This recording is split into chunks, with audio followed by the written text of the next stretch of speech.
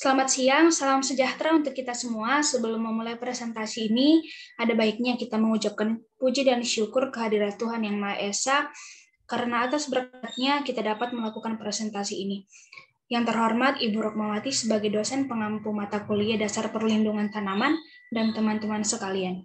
Pada kesempatan kali ini, kelompok kami akan membawakan pembahasan tentang analisis vegetasi dan pengelolaan gulma.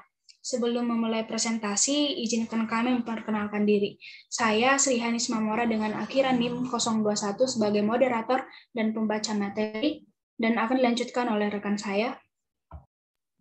Perkenalkan, nama saya Maman Mardiawan dengan akhiran NIM 018 sebagai pembaca materi. Perkenalkan, saya Rifki Aditya Dwi Nugroho dengan akhiran NIM 019 sebagai pembaca materi.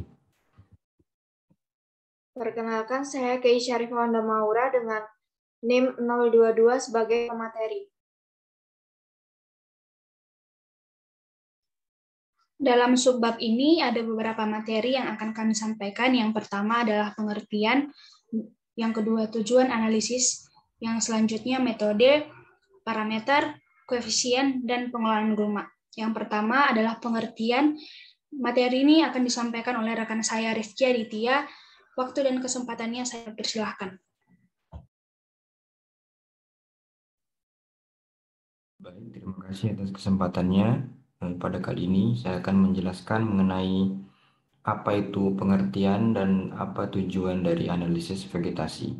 Yang pertama, pengertian dari analisis vegetasi yakni studi untuk mengetahui susunan atau komposisi jenis dan bentuk atau struktur vegetasi atau masyarakat tumbuhan. Selanjutnya,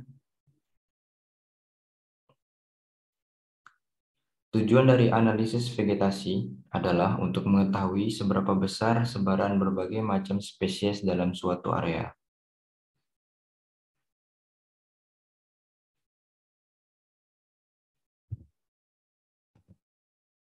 Materi selanjutnya adalah metode yang akan saya sampaikan. Yang pertama, metode estimasi visual. Metode ini dilakukan berdasarkan pengamatan visual atau dengan cara melihat dan menduga parameter gulma yang diamati, misalnya tingkat penutupan, kelimpahan, dan distribusi gulma. Perubahan tersebut dikelompokkan dalam dominasi yang dinyatakan dalam persentase penyebaran. Nilai penyebaran tiap jenis dalam area dihitung dalam persen. Maka bila dijumlahkan, akan diperoleh penyebaran tiap jenis dalam area dihitung dalam persen dan diperoleh hasil 100%, termasuk berapa persen daerah yang kosong bila ada. Dapat juga didominasi abundance yang bernilai 1,5 atau 1 sampai 10 atau 1 sampai 3. Cara di atas sangat berguna bila mana populasi vegetasi merata dan tidak banyak waktu yang tersedia.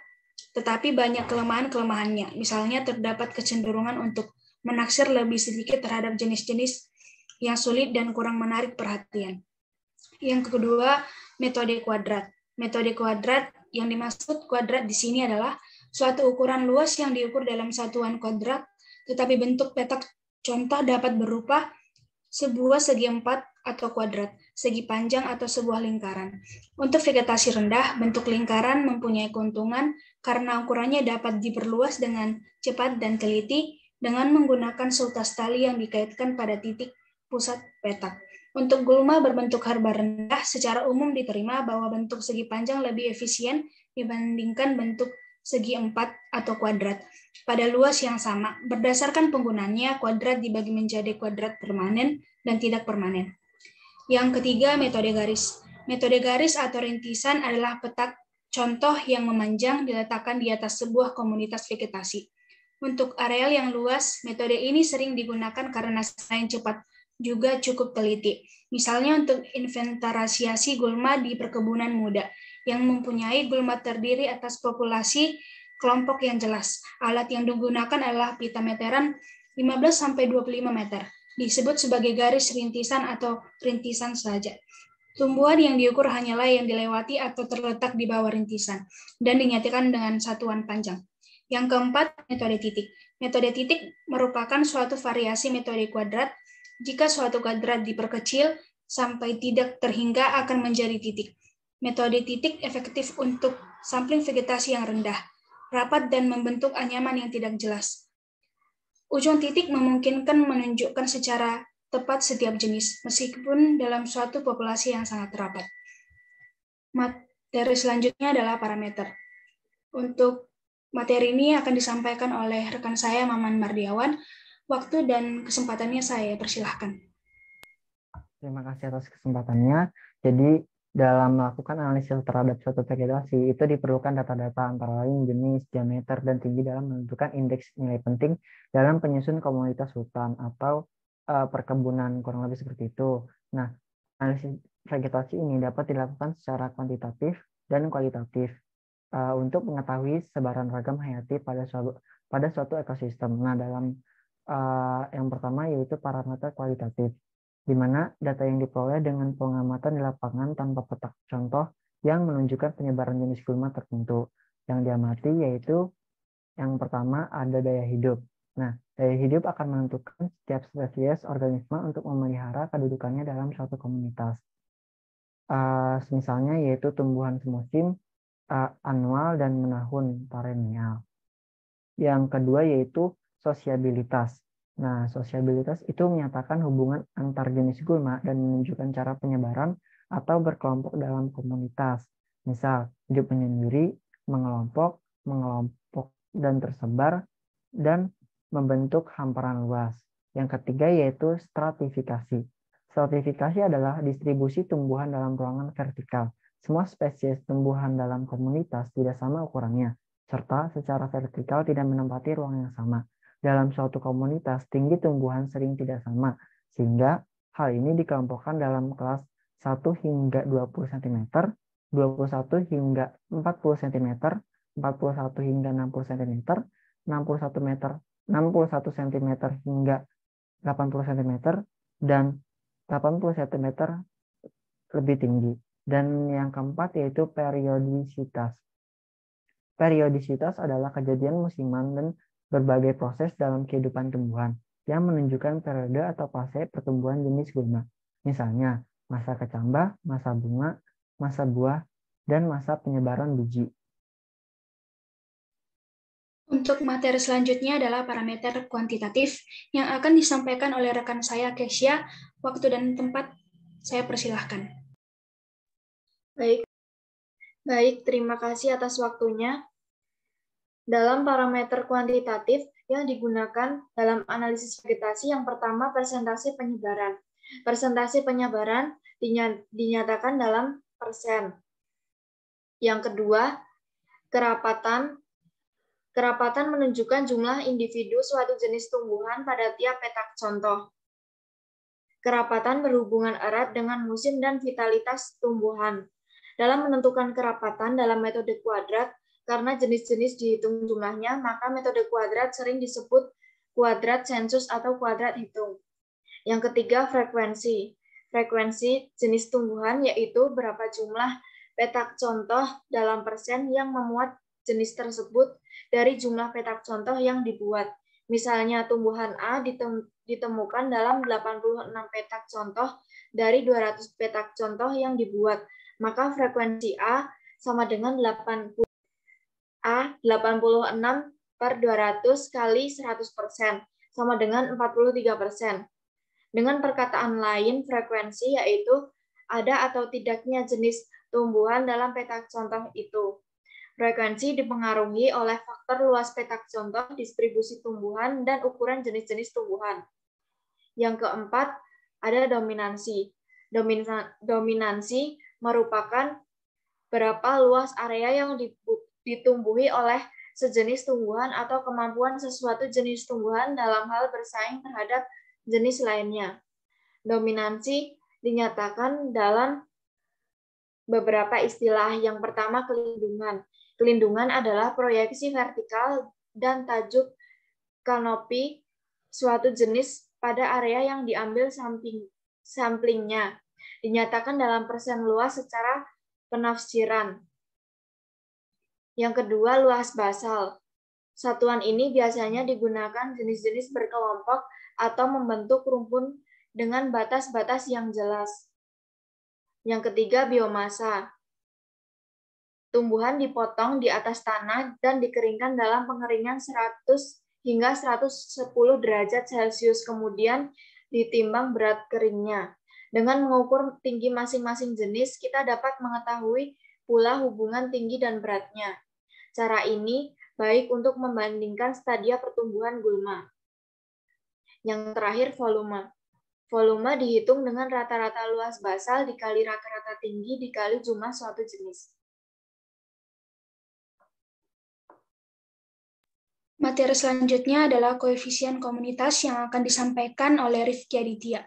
Waktu dan tempat saya persilahkan. Baik, terima kasih. Materi selanjutnya adalah koefisien komunitas. Koefisien komunitas merupakan cara untuk membandingkan dua komunitas vegetasi atau dua macam vegetasi dari daerah. Maka pada koefisien komunitas sering digunakan rumus, yakni C sama dengan 2W per A plus B dikali 100%, di mana C merupakan koefisien komunitas, W merupakan jumlah dari dua kuantitas terendah untuk jenis dari masing-masing komunitas, dan A merupakan jumlah dari seluruh kuantitas pada komunitas pertama, dan B merupakan jumlah dari seluruh kuantitas pada komunitas kedua. Prinsip ini digunakan pula untuk menilai adanya variasi atau kesamaan dari berbagai komunitas dalam suatu area. Koefisien tersebut dapat diperoleh dari data-data kuantitas atau secara sederhana dengan tanda plus atau ada dan tanda minus atau strip yang artinya tidak ada, atau dari nilai-nilai mutlak ataupun nisbi kerapatan, dominasi, dan frekuensi atau SDR. Dengan menambahkan data-data dari faktor lingkungannya, kita dapat memperoleh gambaran yang lebih baik. Misalnya faktor yang penting dalam perkembangan vegetasi berupa besar amplitude toleransi suatu jenis terhadap suatu faktor tertentu, dan lain sebagainya.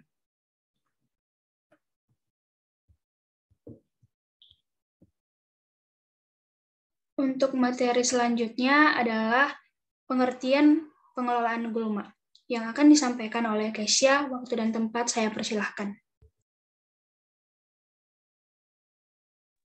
Baik, terima kasih atas waktunya. Pengelolaan gulma adalah usaha yang dilakukan untuk menekan laju perkembangbiakan gulma agar tidak mengganggu tanaman budidaya. Gulma di lahan pertanian tidak harus selalu dikendalikan dari awal hingga panen.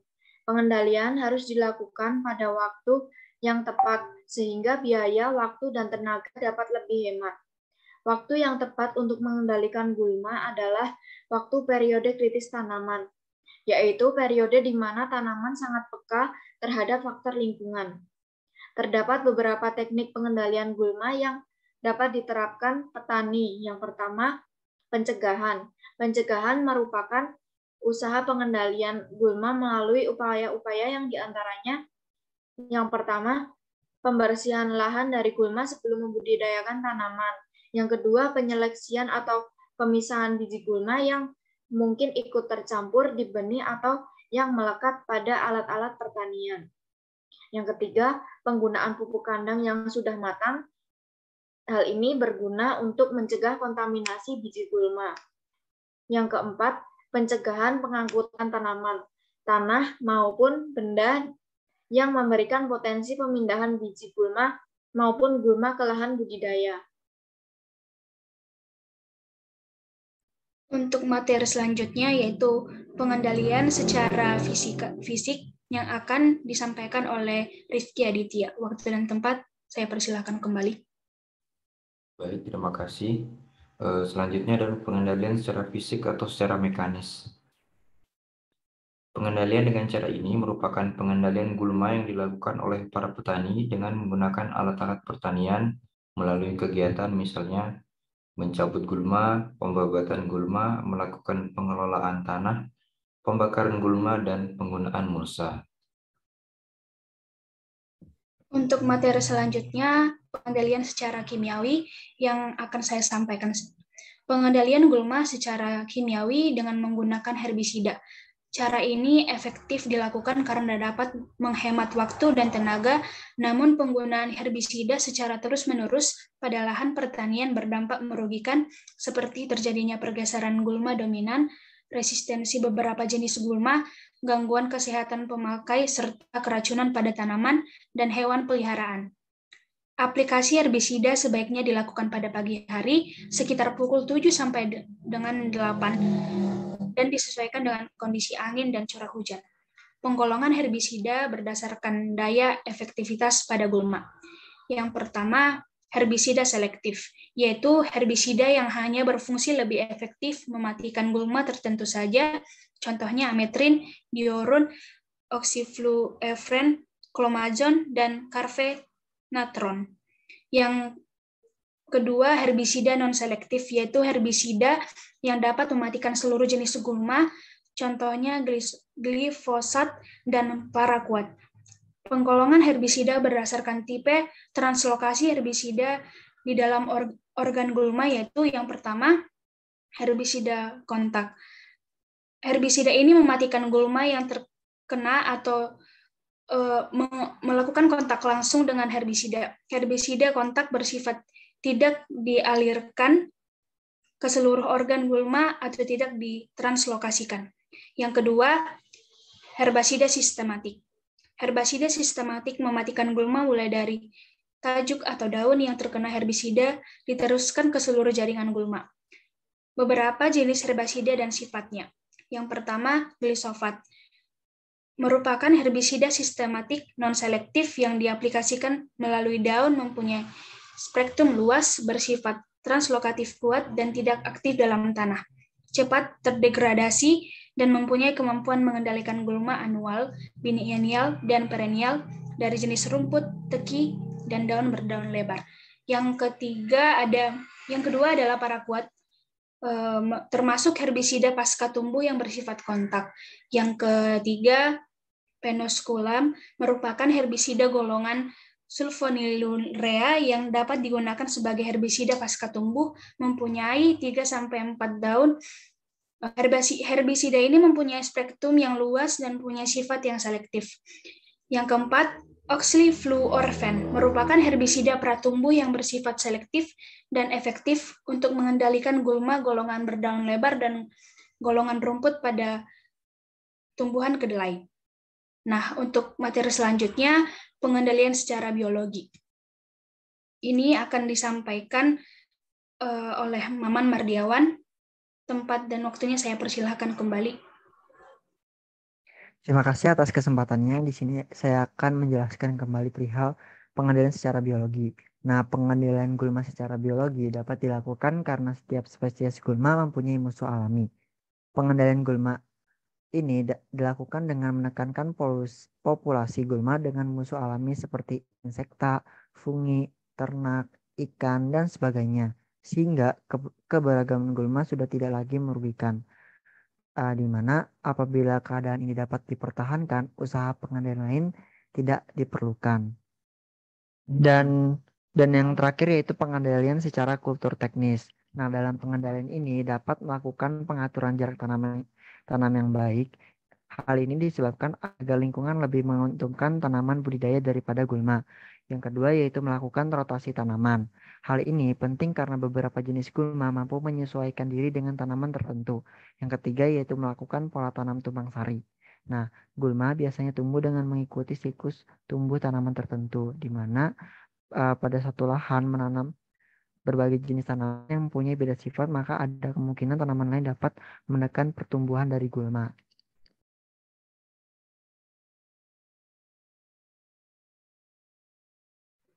Sekian hasil presentasi dari kelompok kami. Apabila ada yang ingin ditanyakan, dapat disampaikan di forum yang telah disediakan. Mohon maaf jika ada kesalahan kata, kami ucapkan terima kasih.